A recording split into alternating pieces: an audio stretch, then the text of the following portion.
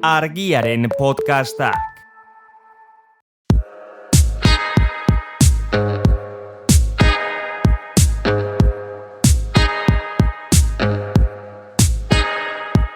Etxerako lanak, Mikel García Iriak ezen podcasta.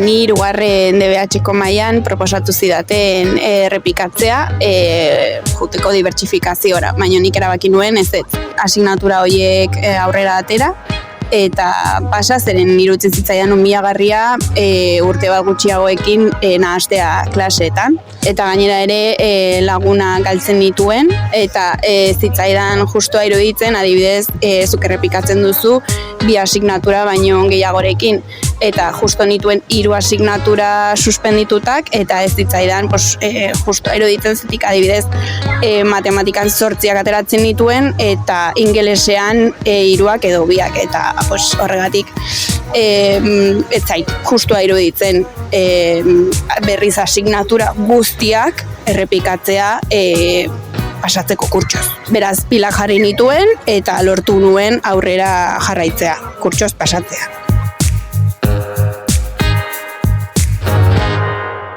Berezia da Edurneren kasua. Errepikatzea jarri zioten irtenbide bezala, baina beretzako abisu hori akuilua izan zen hain justu pila jarri eta ez errepikatzeko.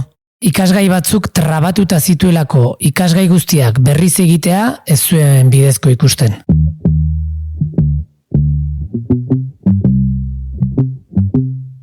Ikasturte errepikatu dutenen esperientziak ziurrenik ezberdinak izango dira. Batzuentzat derrama bat izango zen, beste batzuentzat lagun berriak egiteko eta akademikoki erritmoa berreskuratzeko aukera. Askok errepikatuta ere, ez zuten aldaketan dirik sumatuko. Tira, hasteko egin dezagun errepikatzearen erradiografia txiki bat. Gure ikasle fina prest dugu jada. Eider Arbelera. Hego Euskal Herrian haur hezkuntzan eta lehen hezkuntzan behin bakarrik errepikatu daiteke kurtso. Bigarren hezkuntzan gehienez 2 aldiz errepikatu daiteke, baina salbuespen ugari egoten dira. Ipar Euskal Herrian ezohiko neurria da eta gurasoen baimena beharrezkoa da. Eta badira herrialde batzuk non automatikoki hurrengo mailara igotzen diren ikasleak, errepikatu gabe. Eskerrik asko, Eider. Eta zein da errepikatzen dutenen profila? Euskal Herrian ikasleen portzentaje txiki bate baino ez du errepikatzen.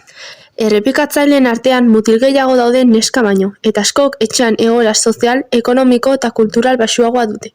Asko zaruntoa da bigarren hezkuntzan errepikatzea lehen hezkuntzan errepikatzea baino.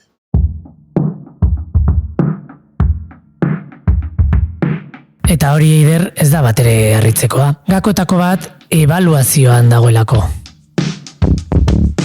Lehen hezkuntzan, tutore bakarrak ematen ditu ikasgai gehienak, eta errazagoa da ikaslea bere globaltasunean ebaluatzea. Ikasturte bukaeran, irakasle askoren galdera izaten da. Notak nota, gabeziak eta hutsuneak tarteko, ikasle hau bere osotasuna aintzat hartuta gai ikusten dugu aurrera egiteko?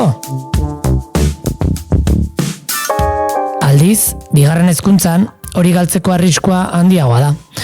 Irakasle bakoitzak bere ikasgaia ebaluatzen du, bere ikasgai individual horretan ikaslea akademikoki non dagoen ebaluatzen du, eta gainera legea estuagoa da. Zeren hainbat ikasgai gainditzen ez duten ikasleak automatikoki errepikatu behar dute. Baina non jartzen da langa akademikoa? Denentza berdina izan behar du langa horrek? Are, ikastetxe batzuek eta besteek, irakasle batzuek eta besteek, denek langa akademiko iguala jartzen dute?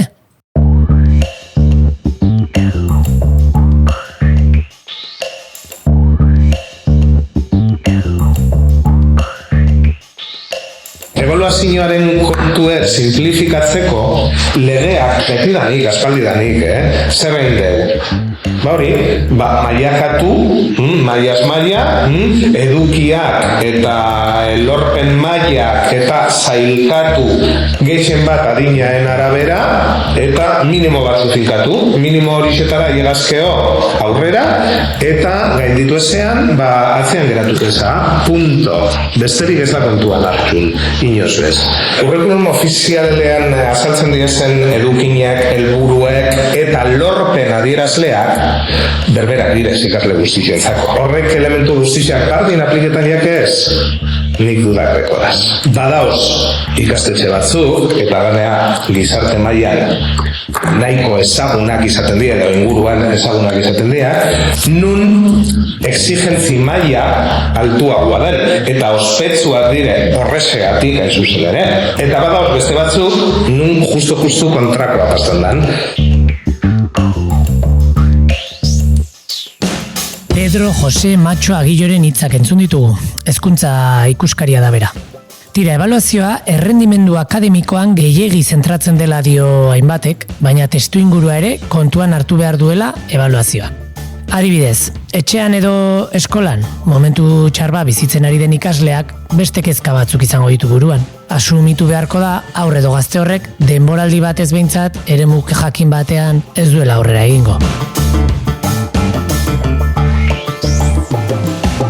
Eta hori, bideratzen saiatu behar da irakaslea.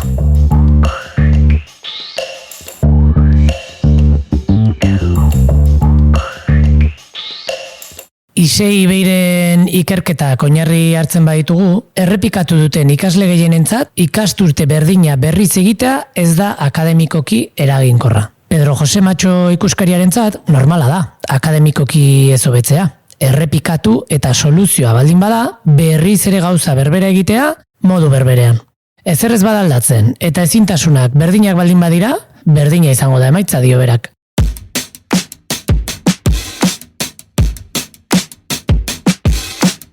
Gainera, lehenengo egunetik espektatiba oso bajoak jarri dira ikasle horrengan, errepikatzaile izate hutsagatik.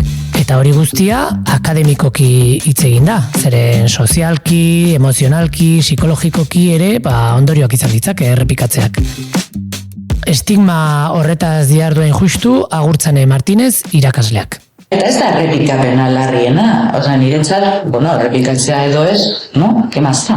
Nahi dute, niretzat ez da larria beste modu baten planteatu egingo bagendu. Bai? Hau da, guk normalean, gure bizitza esperientzian, behar ditugu esperientzia desberdinak gauza batzuk ikasteko. Zeren lehenengoan, pumba, bigarrenean, pumba, eta hirugarrenean ja ikasten duzu zerbait, eta ja basoaz gainditzen hori. Bai, hori ere bada errepikatzea hitz egiten badago, bai? Baina beste gauza bada estigmatizazioa. Hau da, beste gauza bada zelan irakurtzen da eskolan, bai? Errepikatzea bada zerbait ondo funtzionatzen ez duenaren adierazlea. Estigma horregatik guraso askok ez du ongi eramaten, seme alabek ikasturtea errepikatu behar izatea. Nik uste dut hori ez dela gurasoren errue. Hori da gaudela gizarte kompetitibo baten, nun jartzen ditugu etiketa desberdinak, jende desberdinak. Lehiakortasuna. Gurasoek nahi dutena. Eta da beraien umea, alik eta... Azkarrenak izatie, eta... Gehiegi ez nabarmentzea, eta beraien irudia jokuan ez jartzea beste hon aurrean, eta baina hori da gizarteak erakutsi du. Europa iparraldeko herrialdeak, ez? Nik han ikusi dudana izan da honelako erabakiak hartzen dizela elkarrekin. Eta hor badau lan bat familiarekin, hasieratik, eta adibidez Finlandian bertan egiten diez plan personalizatuta eskolarizazio hasieratik eta urtero elkartzen diez umea, irakaslea eta familia egiteko plan hori. Soluzio ideala, bai Matxorentzat, bai Martinezentzat, izango litzateke ikasle bakoitzaren egoera, behar eta erritmora egokitutako hezkuntza sistema bat. Hezkuntza sistema malgu bat. Denek kurrikulum bera eta erritmo berean egin beharrean, bakoitza bere bidea egiten joatea, bere abiaduran, proiektuen bidez kompetentziak latzen, adinez berdineko aurreta gazteak nahastuta.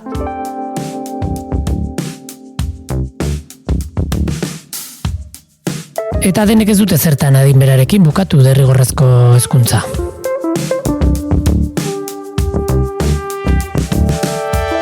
Soluzio ideal hori iritsi bitartean, halere, zein da formula ikasleari errepikatuarazi behar izateko?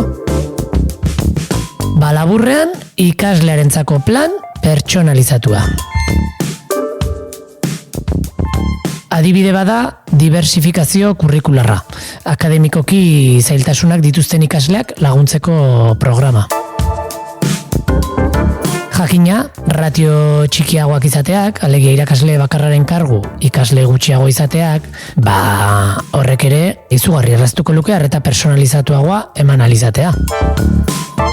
Eta bide batez, kurrikuluma arintzea ere proposatu du batek baino gehiagok.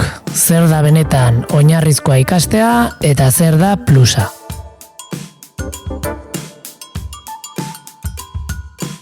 Gaurko azken puntua, Miriam Miralde Seaskako formatzaileari utziko diogu. Gure lanaren funtsa, erronka, da ikasleak laguntzea.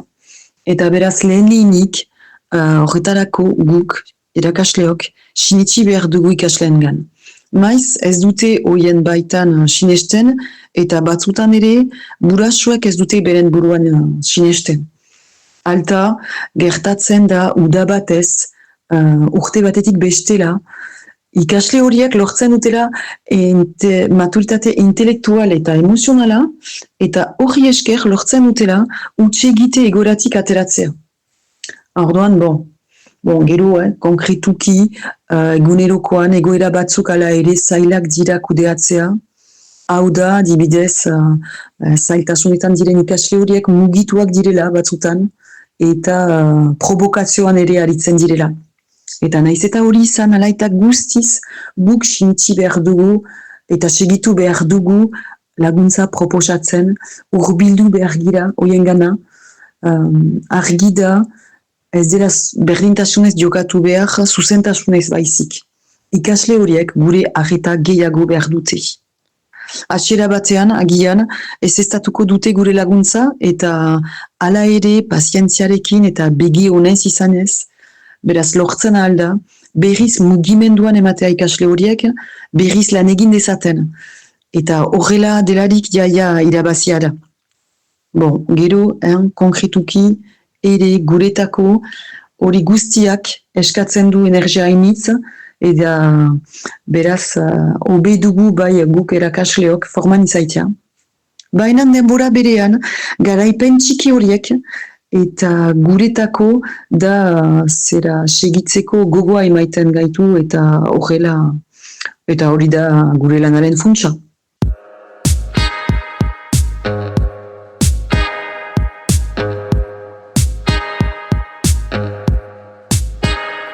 Ikasturtea errepikatzea, drama ala aukera. Galdera horri tiraka, erantzun batzuk eman eta galdera berriak sortu ditugulakoan, datorren astera arte.